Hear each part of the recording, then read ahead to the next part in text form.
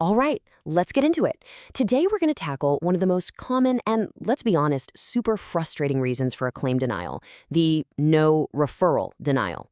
We're going to break down exactly what to do step by step. You know that feeling, right? You see this denial and it just feels like you've hit a wall.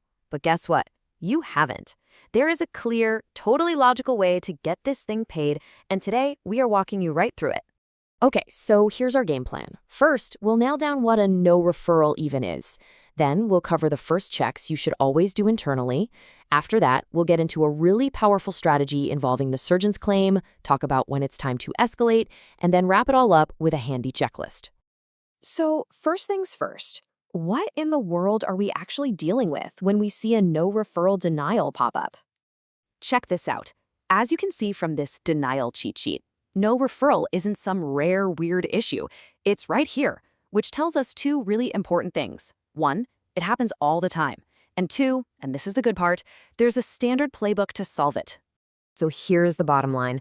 The insurance company was basically looking for a permission slip, a specific number from the patient's main doctor, their PCP, giving the okay for the service. When your claim came through without that number, bam, they denied it. It's really that simple. Now, before you even think about picking up the phone and calling the insurance company, your investigation starts right there at your own desk. Let's walk through the two super simple checks that are going to help you build your case. Your first two moves are always the same. First, figure out the patient's plan type. Is it an HMO or a PPO? This is a huge piece of the puzzle. Second, do a really good search in your own systems. You know, it's totally possible the referral number is already in there. It just didn't get attached to the claim properly. And this is exactly why that first step is so crucial. HMO plans are built around the idea that the primary doctor is the gatekeeper. That's just how they work. So if you see HMO, your referral required alarm should be going off. PPOs, on the other hand, they're usually more flexible and often don't need referrals. So if it's a PPO, there's a good chance the payer made a mistake. Okay, you've done your internal checks. Now it's time to call the insurance company. And you're going to go in armed with what is probably the most effective tactic for this specific denial. Here's the logic, and it's pretty powerful. Look, for a surgery to happen, you need a surgeon and you need an anesthesiologist, right? The insurance company knows this. So if they already paid the surgeon's claim for their part of the job, they've basically already approved the whole event. And that's your leverage. This phrase right here, this is your magic bullet. When you get that insurance rep on the phone, you say this clearly and confidently. You're not asking them to just look at your claim by itself. You're telling them to look at it next to the surgeon's claim that they already paid. It forces them to see the inconsistency in their own logic. But what if the rep just won't budge? I mean, it happens, right? That's when we need to know what to do next, how to escalate this. So you have two main options here.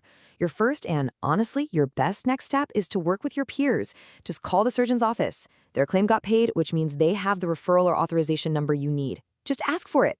But, if for some reason you can't get it from them, your final option is to file a blind provider appeal. That's when you formally appeal without the number, basically arguing your case based on pure logic.